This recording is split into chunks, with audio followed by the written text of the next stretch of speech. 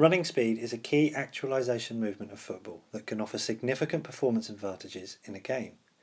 This athlete's speed will be affected by large amounts of rotation throughout the body, suggesting a lack of control and therefore lost energy.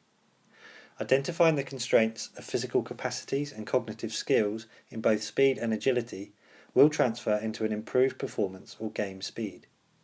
This athlete was highlighted for review due to her running style. The following video will break down one running drill and one agility drill to identify some areas of skills and capacities that may be limiting this athlete's performance. This resisted march and skip can be used to help add external resistance to develop muscle power. However, they can also be used to help facilitate posture and mechanics, which was the reasoning behind this selection. The added resistance allows a greater forward lean, which can help motor patterning for triple extension of the lower limb and improve positioning of the posterior chain to maintain extension through the trunk and lumbar-pelvic region. Similar to the pattern observed on the running field, the athlete steps across midline. This makes the next step inefficient as she has to rotate at the hip in order to clear the standing foot.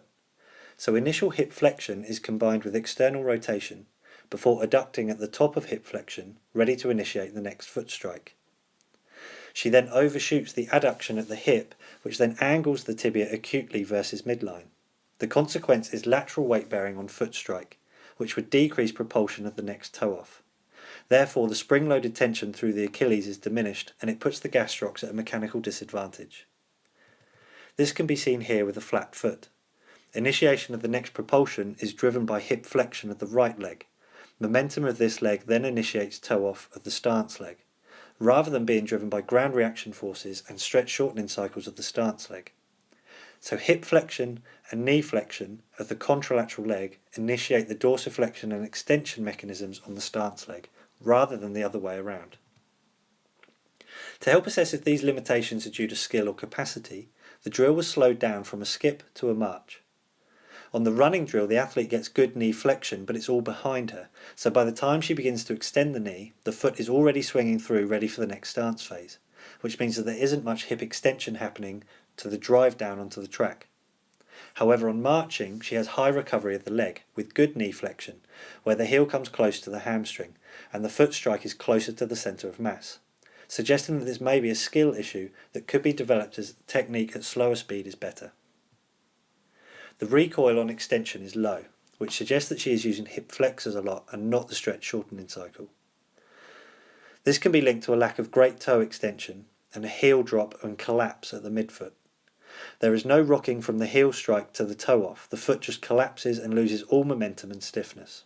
So on one hand, she's putting herself in an advantageous position to maximise ground contact from a high position of flexion, but on the extension, her hip capacity issues will be limiting the efficiency of hammering the ground.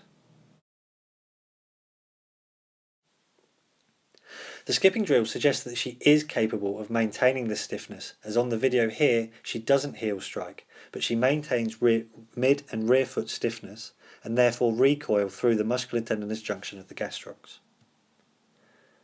On the quick marches there is a lack of the extension reflex. The back leg doesn't extend until after the hip and knee flexion has been initiated on the front leg.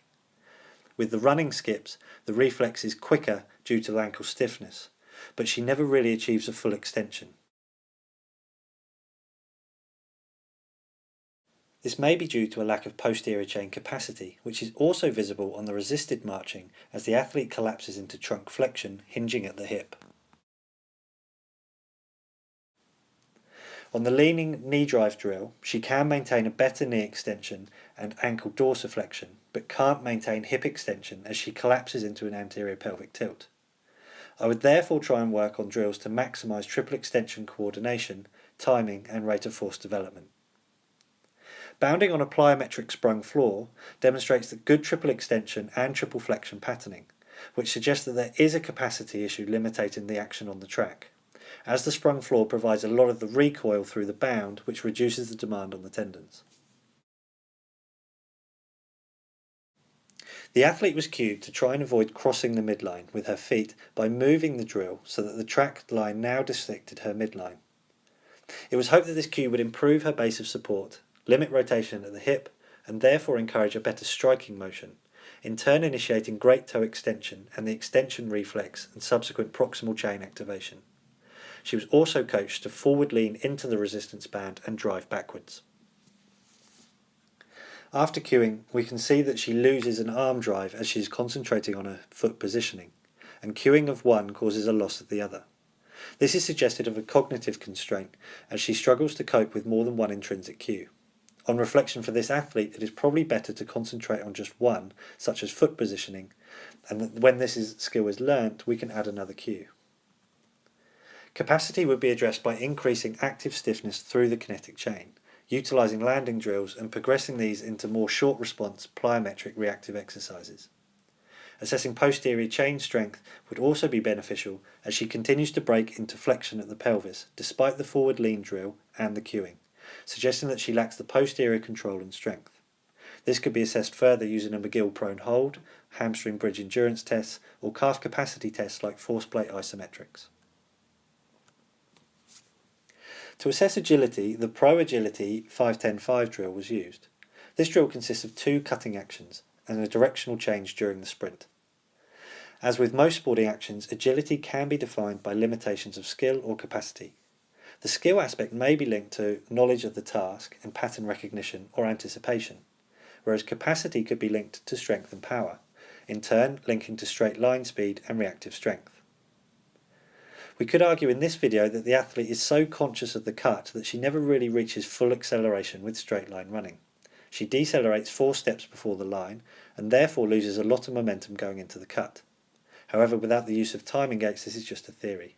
The athlete stays quite high during this action, which would increase the lever length on the lower limb and the trunk and therefore would increase the demand of the cut. She also uses a large turning circle at both ends, which will hopefully be addressed by amending the cutting skill. After coaching, cues were given not to decelerate too far away from the line, but to reach the line and then drive away.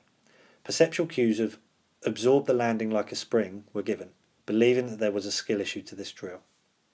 On video 1 we can see that she tries to jump into the cut. Lateral bounding exercises as an intervention were given and then the cut becomes a little bit less of a jump and she now decelerates a little bit closer to the line. But she's still slow as she loads into the back leg and doesn't lean into loading on the front leg enough.